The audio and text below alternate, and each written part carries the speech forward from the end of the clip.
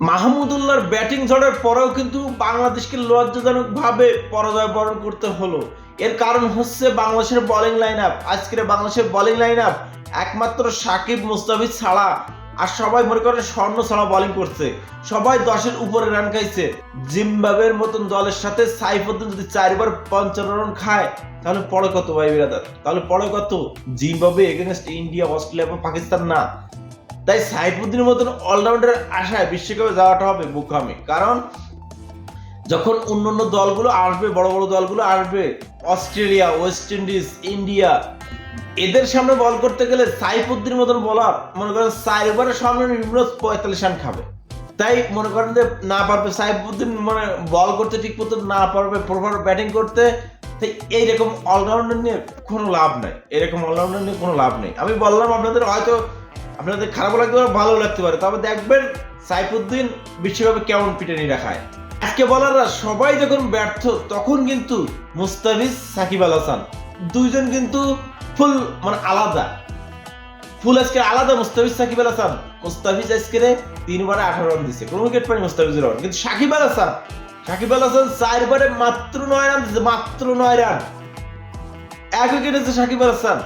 অকল্পনীয় বল করছে সাকিব আল হাসান, 4 ওভারে মাত্র 9 রান দিছে। বোলিং এই দুজনের পারফরমেন্স ছিল কিন্তু একদম এক কথায় অসাধারণ। অন্যদিকে মনে করেন আমাদের সাইলেন্ট কিলার মাহমুদুল্লাহ রিয়াদ আজকে সেই বুড়ো বয়সে ব্যাটিং এ ঝড় তুলছে। আর তার ব্যাটিং ঝড়ের কারণে কিন্তু বাংলাদেশ রান বোর্ডে তুলছে 157 রান। তা নাহলে মনে করেন যে 140 রান হয় না বাংলাদেশের এমন একটা রোগ, মনে করেন যে যদি ওপেনাররা ভালো করে তাহলে মিডল অর্ডার ফিনিশাররা ভালো করতে পারে না, আর যদি ওপেনাররা খারাপ করে তাহলে মিডল অর্ডার ফিনিশাররা একটু ভালো করে।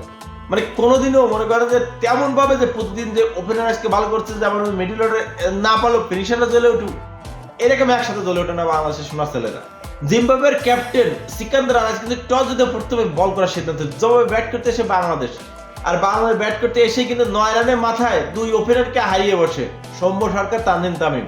সৌম্য সরকার মনে করেন ভালো শুরুর ইঙ্গিত দিলেও ওই সে এলোমেলো শট খেলে আজকে আউট হয়ে গেল। সৌম্য সরকার ও তানজিম তামিম যখন আউট হয়ে যায় তখন ক্রিজে আছে তৌহিদ হৃদয় ও দলের ক্যাপ্টেন নাজমুল হাসান শান্ত। আজকের ব্যর্থ তৌহিদ হৃদয়, মনে করেন 6 বলে 1 রান করে আউট হয়ে গেছে তৌহিদ হৃদয়। অন্যদিকে নাজমুল হাসান শান্ত যথেষ্ট ভালো করছে আজকের, মোটামুটি আর কি 10-2 নিয়ে। তৌহিদ হৃদয় যখন আউট হয়ে যায় তখন নাজমুল হাসান শান্তের সাথে জুটি বাঁধে মাহমুদুল্লাহ রিয়াদ। আর এই দুজনের জুটির উপরেই কিন্তু বাংলাদেশ বড় রানের স্বপ্ন দেখতেছিল, কিন্তু 83 রানের মাথায় গিয়ে হারিয়ে বসে শান্তর উইকেট। প্যাভিলিয়নে ফিরে আগে রান করে 26 বলে 31 রান। তারপরে ব্যাটে আসে সাকিব আল হাসান এবং মাহমুদুল্লাহ রিয়াদ দলকে এগিয়ে নিয়ে যাওয়ার চেষ্টা করে দুইজনেই। সাকিব আল হাসান মনে করেন যে ব্যাটিংটা করছে, হয়তো টি-20 মেজাজে সে ব্যাটিং করেনি, ওয়ানডে মেজাজে ব্যাটিং করছে, 17 বলে মাত্র 21 রান করছে। অন্যদিকে মাহমুদুল্লাহ রিয়াদই কিন্তু টি-20 মেজাজে ব্যাটিং করছে। বাংলাদেশে আজকে যে মানে অসাধারণ ইনিংস খেলছে সেটা হলো মাহমুদুল্লাহ রিয়াদ 44 বলে 54 রান করছে আজকে, 6টা 4 একটা ছক্কার সাহায্যে। মাহমুদুল্লাহ রিয়াদ কিন্তু অসাধারণ ইনিংস খেলছে আজকে। কি করবে তখন? উইকেট হাতে নাই, মারতে পারতেছে, যেই মনে করে আসছে সেই তার সঙ্গ দিতে পারতেছে, সেই আউট হয়ে গেছে। শেষমেশ মনে করেন আমাদের নতুন উইকেট কিপার জাকির আলীর ব্যাটিং ঝড়ের উপরে কিন্তু বাংলাদেশ 157 রান গড়ে তোলে। মাহমুদুল্লাহ ও জাকির আলীর ব্যাটিং এ বাংলাদেশ 157 রানে পুঁজি পায়। জাকির আলী করে 11 বলে 24 রান। জাকির আলী অসাধারণ একটা হিটিং করছে আজকে। সব থেকে বড় কথা, জাকির আলী কিন্তু আউট হয়নি, সে কিন্তু অপরাজিত ছিল। 158 রানের টার্গেটে ব্যাট করতে নেমে জিম্বাবুয়ে কিন্তু মাত্র 2 উইকেট হারিয়ে জয়ের বন্দরে পৌঁছে 18 ওভার 3 বলে 158 রান শেষ করে জিম্বাবুয়ে জিতে গেল ম্যাচ আজকে।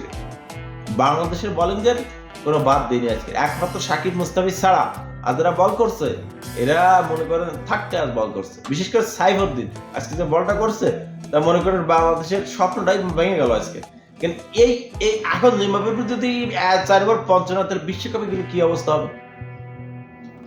আর মনে করেন বাংলাদেশ আজকে ম্যাচটা হেরে গেল, 5 ম্যাচ টি-20 সিরিজ 4-1 বাংলাদেশ জিতলো সিরিজটা, তারপরে কিন্তু বাংলাদেশ খুশি নয়। কারণ লাস্টের ম্যাচটা বাংলাদেশের যেটা কিন্তু খুব জরুরি দরকার ছিল, কারণ শেষ বলদার সব বলদার। আজকে যদি বাংলাদেশ ম্যাচটা জিততে পারতো তাহলে মনে করেন বাংলাদেশের কনফিডেন্ট অন্য লেভেলে থাকতো।